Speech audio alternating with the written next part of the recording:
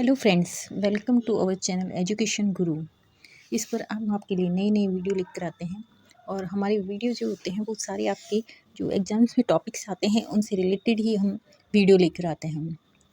और उन टॉपिक्स से रिलेटेड जितने भी क्वेश्चंस बन सकते हैं वो सब आपको तैयार करवाने की प्रयास किया जाता है हमारी ओर से, ताकि कोई भी प्रश्न आपके इम्पोर्टेंट टॉपिक्स में से छूटे नहीं। उन टॉपिक्स में से हमेशा प्रश्न आते ही हैं।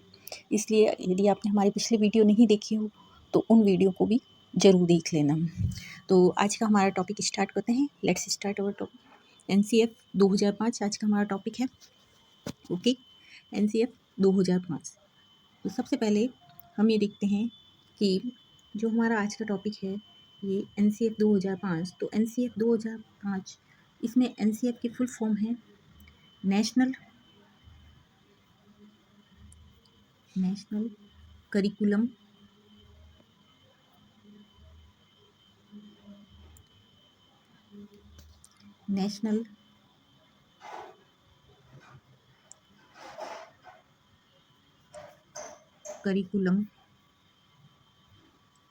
फ्रेमवर्क। ओके, ये इसका पूरा नाम है। कभी कभी पूरा नाम भी पूछ लिया जाता है, फुल फॉर्म इसकी। तो नेशनल करिकुलम फ्रेमवर्क इसका फुल फॉर्म है और हिंदी में इसको कहते हैं राष्ट्रीय, दोनों नाम आपको पता होना चाहिए, राष्ट्रीय पाठ्यचर्या रूपरेखा। ओके फ्रेंड्स, ये है इसकी full form national curriculum framework और हिंदी में इसको कहते हैं राष्ट्रीय पाठ्यचर्या रूपरेखा। ओके,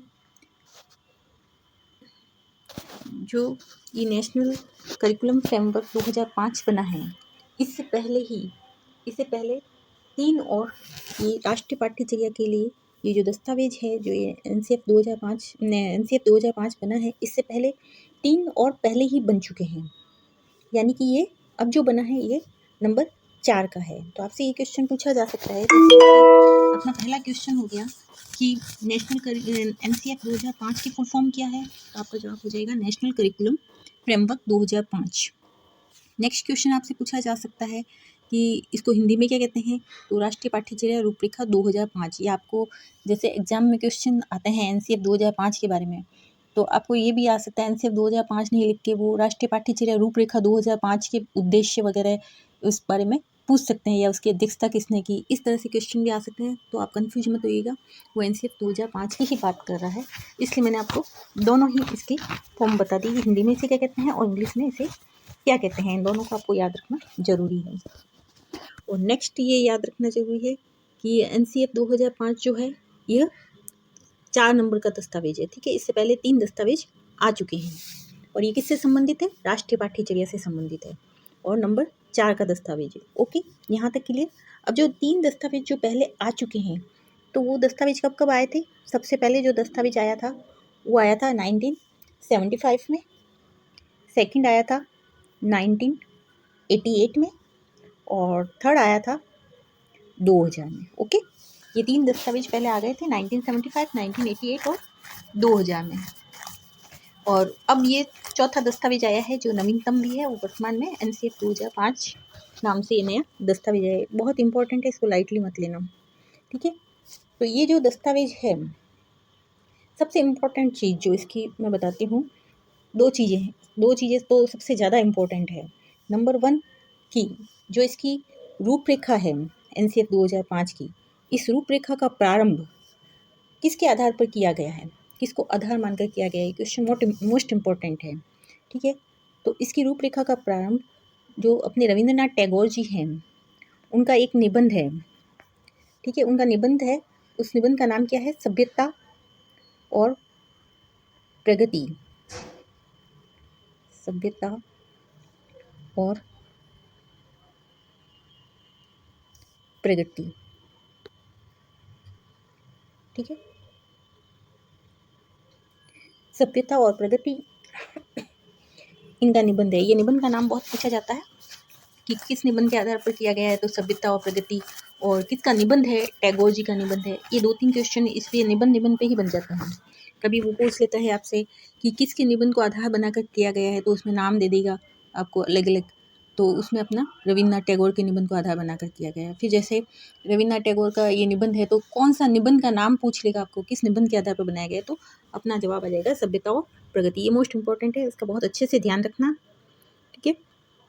और एक जो इस मोस्ट इम्पॉर्टेंट बात है वो मैं आपको बताना चाहती हूँ, इसकी अध्यक्षता किसने की थी।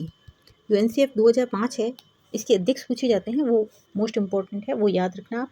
तो इसके अध्यक्ष जो हैं वो हैं यशपाल, ये नाम याद रखना, ठीक है।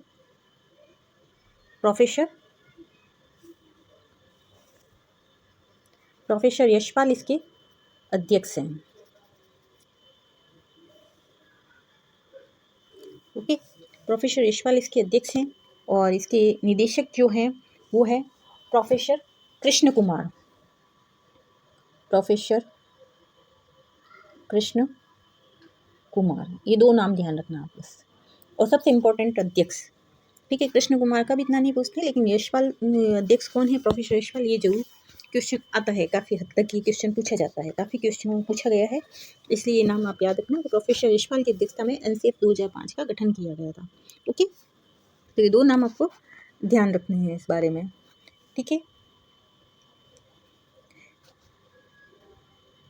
नेक्स्ट इसके बारे में जो पूछा जाता है वो है कि इसके लिए जो NCF 2005 के लिए जो समिति का गठन हुआ था, इस समिति का गठन कितने सदस्यों से मिलकर हुआ था।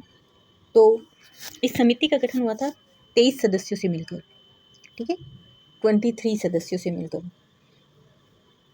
ये 23 सदस्य कौन थे, जो UGC के पूर्व अध्यक्ष और प्रोफेसर थे, उन 23 सदस्यों को मिलाकर इसकी समिति का गठन किया गया था, ओके। नेक्स्ट है कि इस समिति ने बिंदु कितने लिए थे, 21 राष्ट्रीय बिंदुओं को मद्देनजर रखते हुए कितने समूह का गठन किया था, 21। दोनों चीज़ पूछ सकते हैं, एक तो ये पूछ सकते हैं इसके बिंदु कितने थे NCF 2005 में, तो 21, और कितने समूह का गठन किया था इन बिंदुओं के आधार पर, तो वो भी 21, ठीक है। दोनों में 21 जवाब आएगा, लेकिन मेंबर कितने थे, तो वो 23 थी मेंबर, ओके। ये आपको ध्यान रखना है, ठीक है। नेक्स्ट आपको जो ध्यान रखने वाली बात है वो हो जाएगी आपकी कि इसका निर्माण MHRD की देखरेख में किया गया है, ठीक है। MHRD आपको पता ही है, मानव संसाधन विकास मंत्रालय, अच्छी तरह से आपको पता है, ठीक है। तो मानव संसाधन विकास मंत्रालय MHRD की देखरेख में NCF 2005 का निर्माण किया गया था, ठीक है। इसके बाद में हम देखते हैं उद्देश्य इसके। NCF 2005 के उद्देश्य हैं बाल केंद्रित शिक्षा, व्यवहारिक जीवन से संबंधित शिक्षा, ठीक है। शिक्षा को व्यवहारिक जीवन से संबंधित करना इसका उद्देश्य था NCF 2005 का। शिक्षा को बाल केंद्रित बनाना था, मातृभाषा में शिक्षा देना इसका उद्देश्य है, और शिक्षा सूत्र के आधार पर शिक्षा कार्य करवाया जाना चाहिए। शिक्षा सूत्र मतलब जैसे ज्ञात से अज्ञात, मूर्त से अमूर्त पर, इन शिक्षण सूत्रों पर आधारित पाठ्यचर्या होनी चाहिए।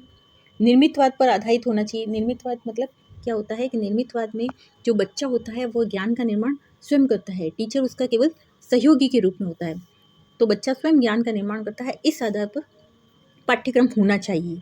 तो ये निर्मितवाद के आधार पर पाठ्यचर्या के निर्माण की बात करता है। और ये प्रकृतिवाद का समर्थन करता है, कि जो प्रकृतिवाद का मतलब ये हुआ कि आपने सुना होगा रूसो का प्रकृतिवाद वगैरह, तो उसमें जैसे प्रकृति के अंतर्गत बच्चों को शिक्षा देनी चाहिए प्राकृतिक वातावरण में, उस तरह की बात ये करता है, तो उसका समर्थन करता है ये।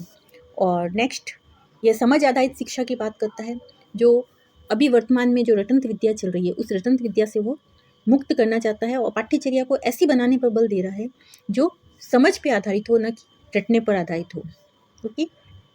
नेक्स्ट बिना बोझ की शिक्षा की बात करता है, कि ये बैग्स वगैरह का जो बोझ है बिना वजह का, उसको हटा के व्यावहारिक शिक्षा दी जाए, उसको प्रकृति के अंतर्गत शिक्षा दी जाए, उसको रटाने के बजाय उसको समझाने पर बल दिया जाए, कि उसकी समझ में आए, उसको समझा के चीज़ों को प्राकृतिक वातावरण में ले जाके बता के उनको सिखा के पढ़ाया जाए, इस तरह की शिक्षा पर बल दिया जा रहा है। और सबसे इम्पोर्टेंट है आज के हिसाब से कि वो रोजगार परक शिक्षा पर बल दिया जा रहा है, कि बच्चा जैसे ग्रेजुएशन कर लेता है, पोस्ट ग्रेजुएशन कर लेता है, लेकिन वो किसी लायक नहीं होता है, तो उसको ऐसी शिक्षा दी जाए कि वह रोजगार के लिए तैयार हो सके।